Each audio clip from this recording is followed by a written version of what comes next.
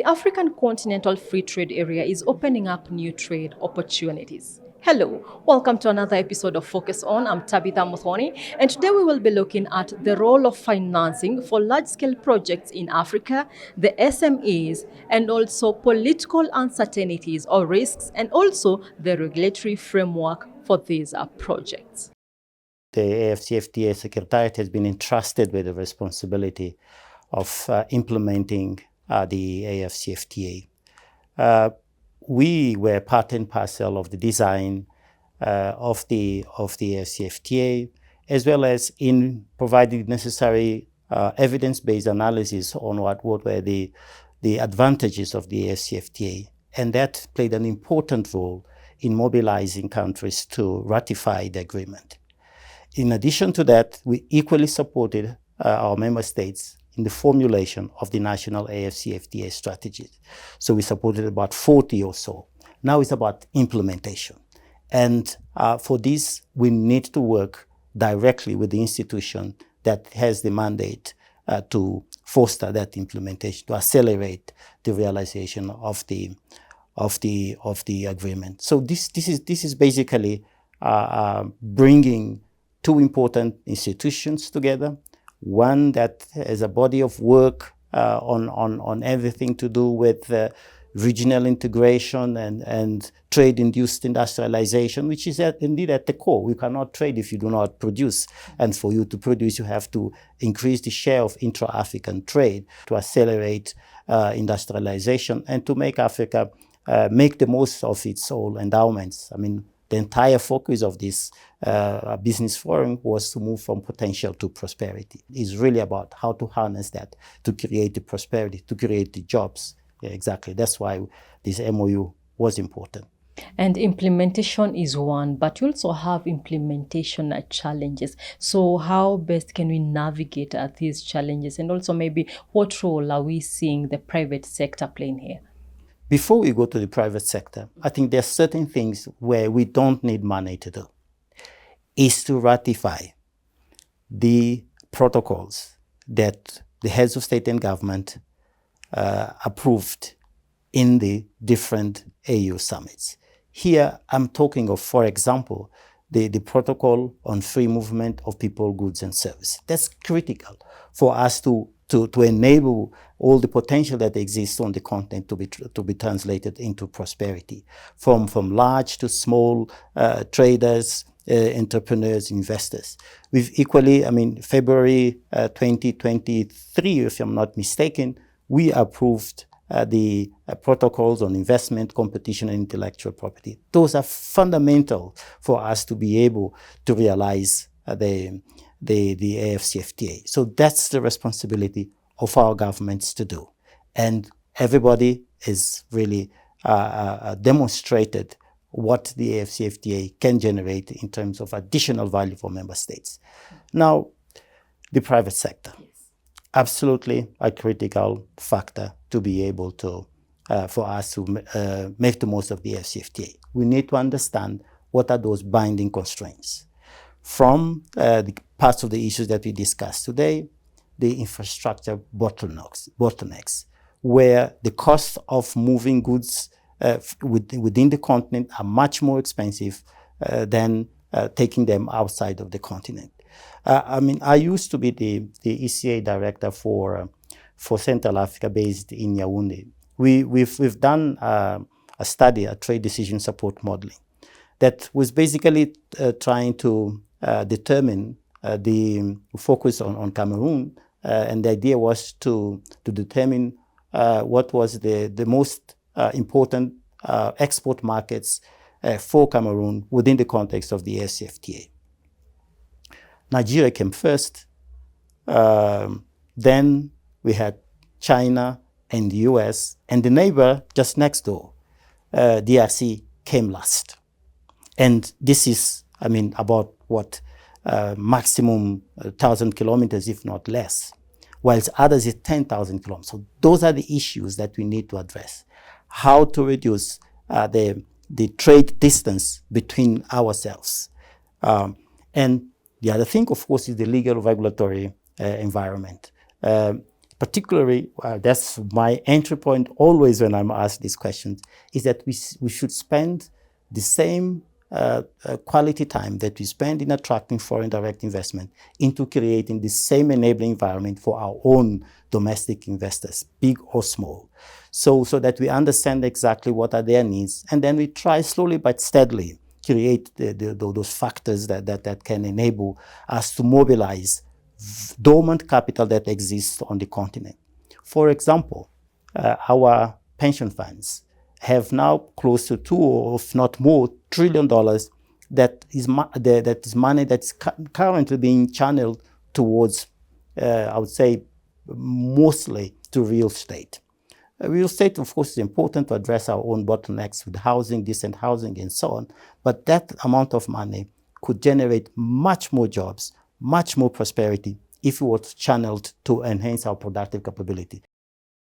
It was great to hear from the African leaders that basically Africa is ready to trade under the AfCFTA.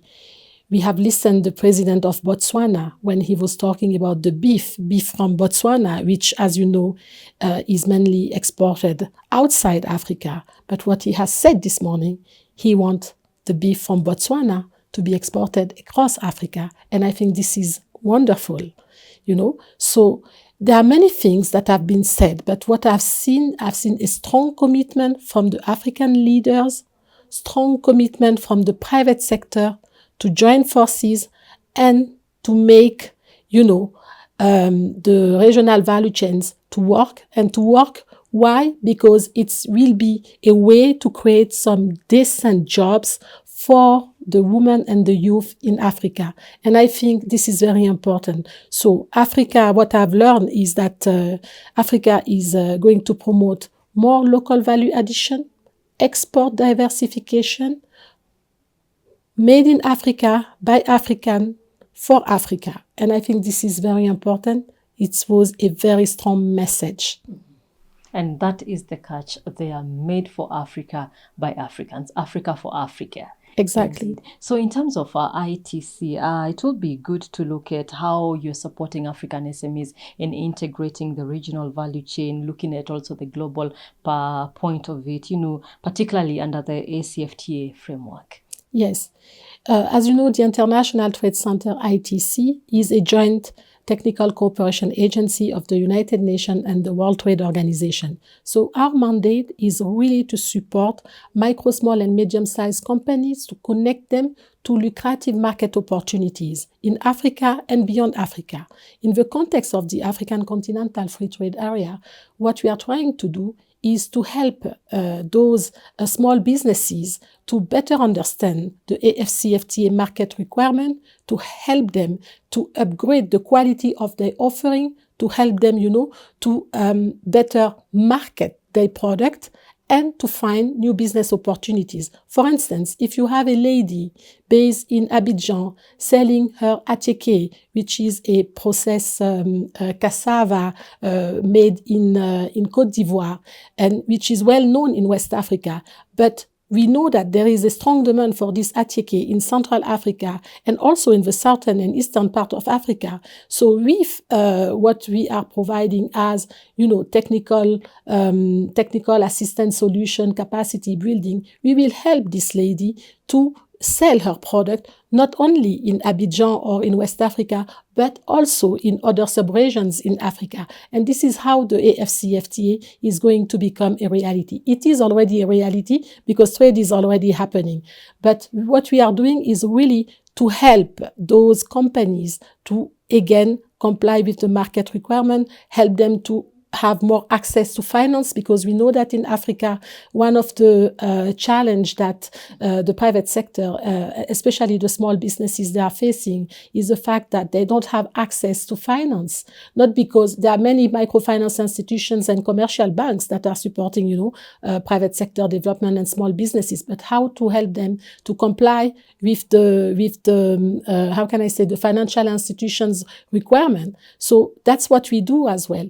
But beyond that, what is also very important is to work with the policymakers, the regulators, in order to improve the business ecosystem, to address the non-tariff measures, that are in fact, how can I say, not undermining, but that are that most of the MSMEs are micro, small, and medium-sized companies are facing when they want to export. So it is important to improve the business ecosystem. And thanks to the AfCFTA, with these new protocols on investment, on intellectual property, on competition policy, I'm sure that the Africa business ecosystem will be improved, and that will help to have more transaction, more intra-African trade flows. And of course, behind the expected outcome will be to create also more business opportunities and more jobs. And again, for the women and the youth, because this is really at the heart of the ITC's mandate. Indeed, I like the example you've given of that woman who is making that chalk, maybe wherever she is at. But let us look at improving value addition. How best can we approach this? Yes, this is a very good question.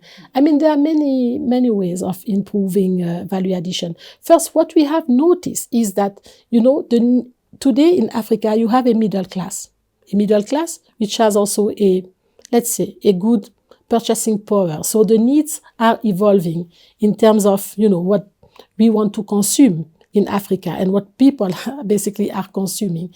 How to add value addition in Africa? First, you need to understand what your consumer want. And you need also to have this input which will help you to upgrade, not to upgrade, but to process your product from a primary product to a processed or a semi-processed product. You need to market and to brand this product. The product must also, comply with some quality requirement. So the product has to have a good quality. It has to have a good packaging, right? So this is very important, and this is fundamental, because value addition, it's not only about processing, it's about branding, and it's also about, it's about marketing, branding, and meeting the needs of the African consumers. And I think in Africa, there is an opportunity to do more. And we have seen that in a number of countries, in fact, everywhere in Africa, there is this tendency to go beyond, the primary commodities and to support the development of processed, semi-processed and processed products.